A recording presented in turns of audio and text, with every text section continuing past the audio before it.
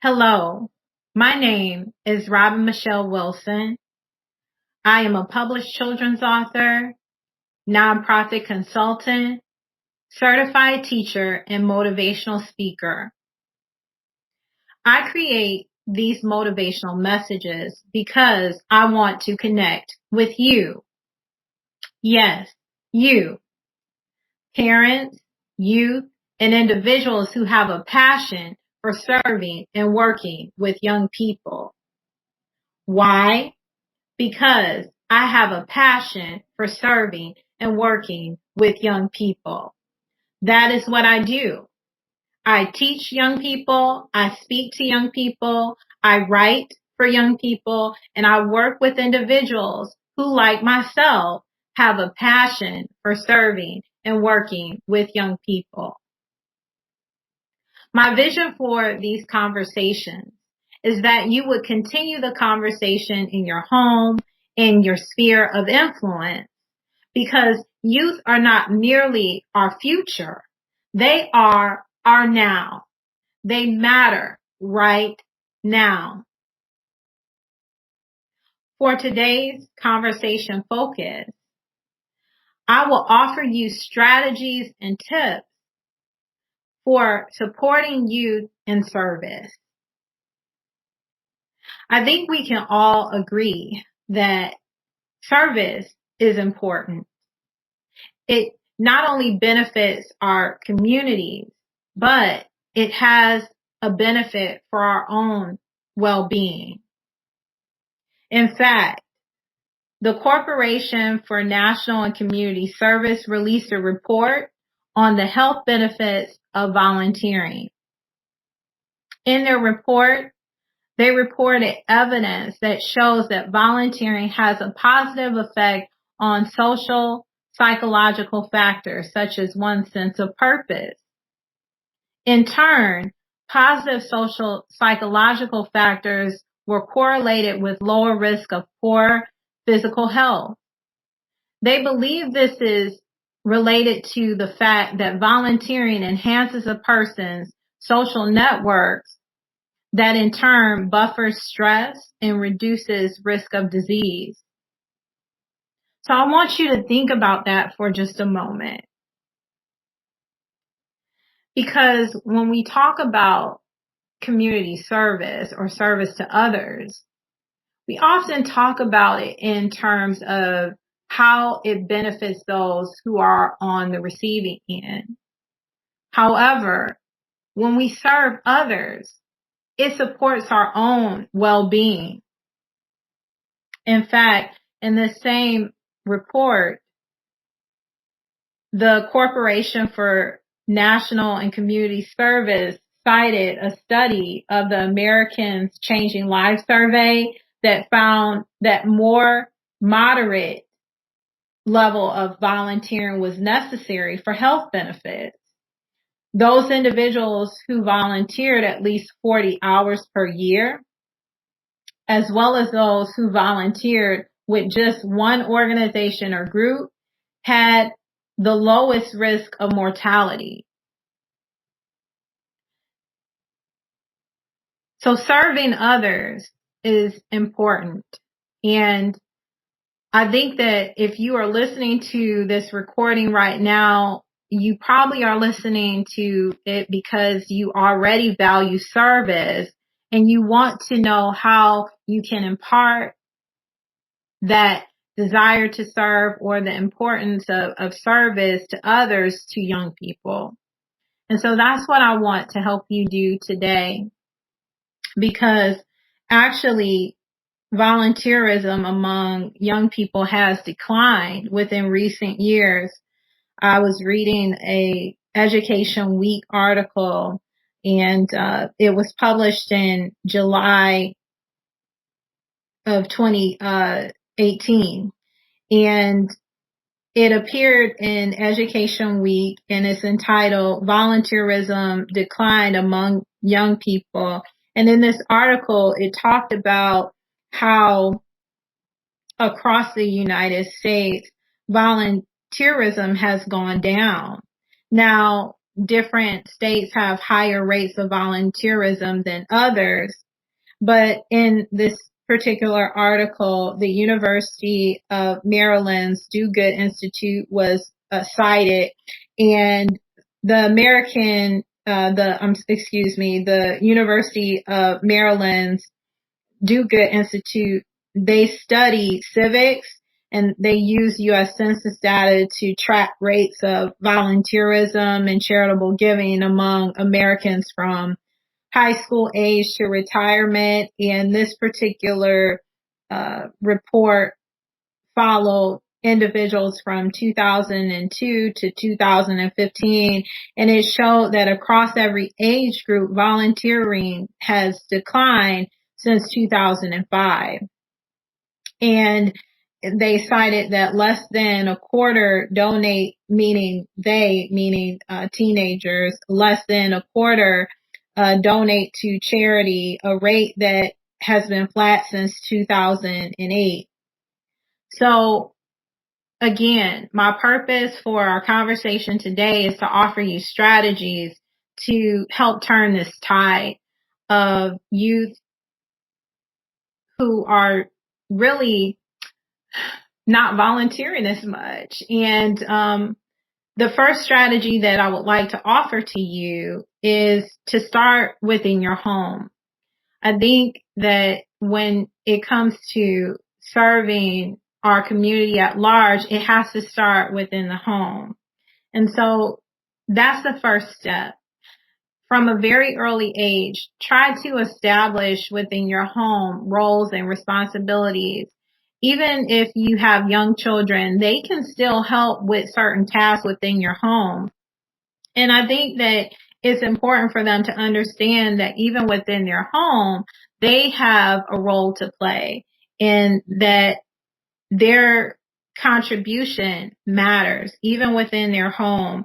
So whether that's helping put the dishes away after they've been washed, or helping you to sweep up something within a communal space, or to make a space neat again after they play with their toys.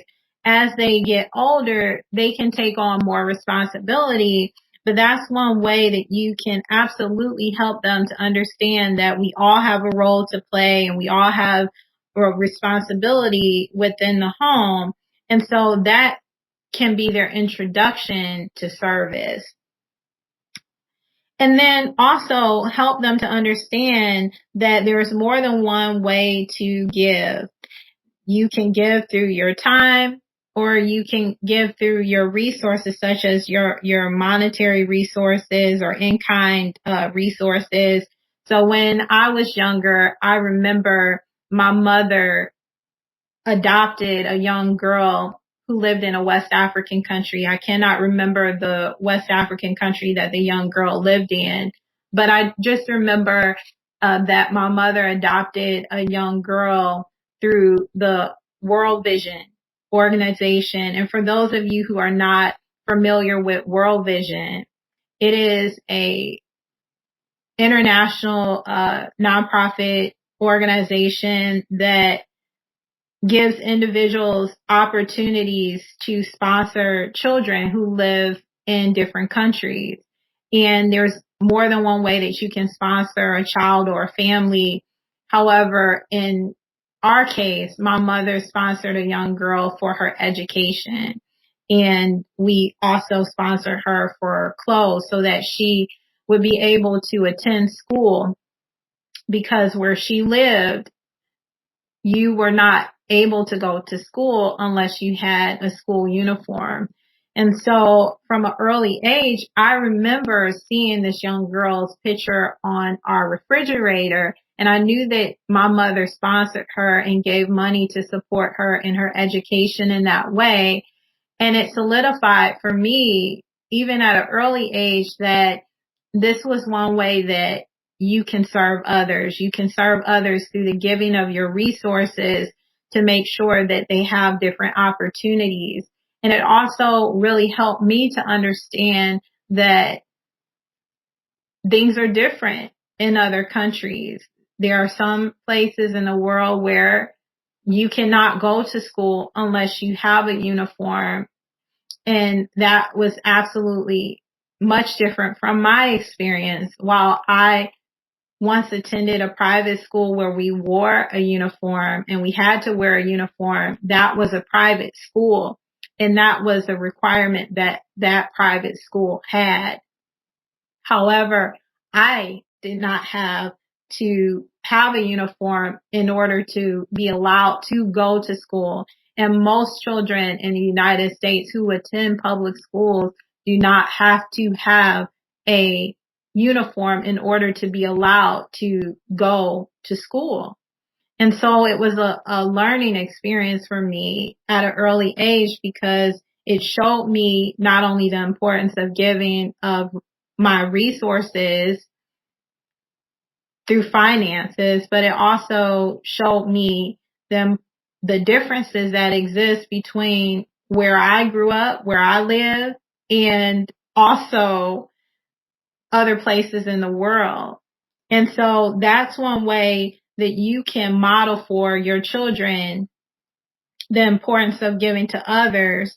And you can pick a different organization that is in alignment with your values, your family core values. But I'm giving that as an example just to say you can start within your home by giving your children opportunities to serve within the home and also modeling for them different ways of serving others. The second strategy that I will offer to you is to engage your children in community service projects and where possible, serve alongside them. Make it a family event, make it a family practice, because I also remember being younger and my mother worked for a company that was involved in a lot of community outreach programs. And one year, my sister and I, we participated in the Paint the Town program. And this particular program would adopt a senior citizen's home, and the volunteers would come and paint the exterior part of the home. And this particular year, I was about 10 years old, and my sister and I went with my mother to paint my great grandmother's house. This was my great grandmother's house. This particular year, her house was selected, and I remember we were the only young people who were involved in painting her house. And I remember being proud and having a sense of pride, not only because we were the youngest members there who were helping with this project, but I also remember having a strong sense of pride because it was my great grandmother's house.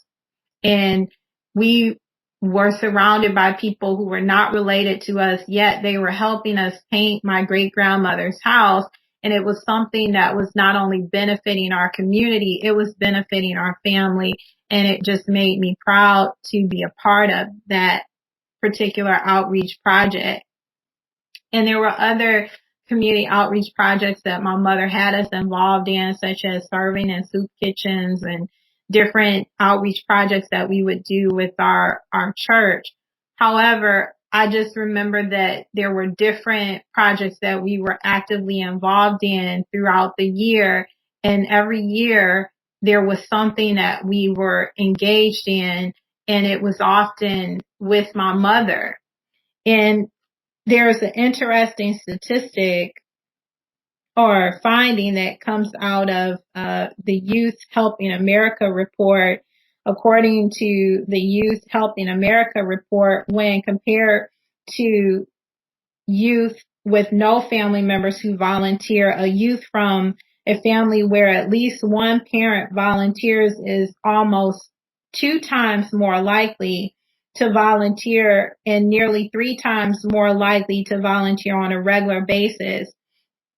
So even from a data standpoint, there's data that supports the fact that when parents model for their children the importance of service, that they are more likely to serve on a long-term basis. And that is important. It's important that they develop their own commitment to service. And one of the best ways to do that is by engaging in community service projects as a family and taking them with you, having them to serve alongside you. And then I would also add, have them to reflect on their service experience. Once you are done serving together, talk about your service experience with one another, whether it's on your car ride home or over dinner. Talk about what you all learned from that service experience. You might be amazed at the takeaways that they have from serving, and it gives them an opportunity to reflect on their learning. And if you want them to reflect on a deeper level, even consider having them to write about or journal about their experience. If they are in a stage of their development where they're not yet formulating complete sentences, you can even have them to draw a picture to represent what they learned from their service experience, and then have them to talk to you about their drawing or their picture and what it means to them. And you might be amazed at what they learn. And so that's the second strategy that I would recommend. Engage your children in community service projects, serve alongside them, and then encourage them to reflect on their service experience. And you can reflect upon your service experience as a family. And then the third strategy that I would offer to you is, as your children get older, or as the young people who you're mentoring become older, continue to talk to them about things that are important to them. What causes and what issues are important to them. And then encourage them to look for opportunities in their communities or the congregations that they belong to, if they belong to a religious congregation, or even in their school, if there's different groups or organizations that exist that speak to the issues that they care about, encourage them to pursue service opportunities with those organizations or with those groups. And then if they cannot find a group within their school or within their community that addresses an issue that they care about, also encourage them to consider starting their own group. There's a lot of wonderful organizations that exist that help young people start initiatives in their communities, such as DoSomething.org is a wonderful organization that you can look into. They offer grants to young people who want to start social justice projects that address issues that they care about. So that's one wonderful resource that you can provide to the young people in your life who may be interested in even starting an initiative to address a social issue that they are passionate about. And this gives them a way of, again, continuing their commitment to service. And it also gives them a way to be positively engaged within their community.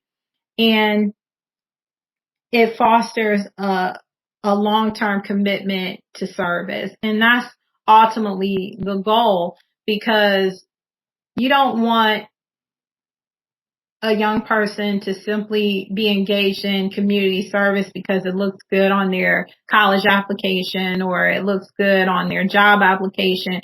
And all of those things are wonderful. And it is true that long-term service engagement does look good on college applications, and it does look good on work applications, job applications. However, you definitely want young people to develop a strong commitment to service that's rooted in their values and rooted in an intrinsic sense of understanding that service is important, and it not only benefits their community, but it has a benefit to their own well-being. And I hope that the strategies that I've offered to you help support the work that you do with your children and the youth in your community. And if there's other topics that you would like me to touch on that maybe I did not touch on in this conversation or others, please feel free to email me at the Resolute Strategist at robinmichellewilson.com. That's the Resolute Strategist at robinmichellewilson.com. And I look forward to hearing from you. Thank you for your time, and I'll look forward to our next conversation.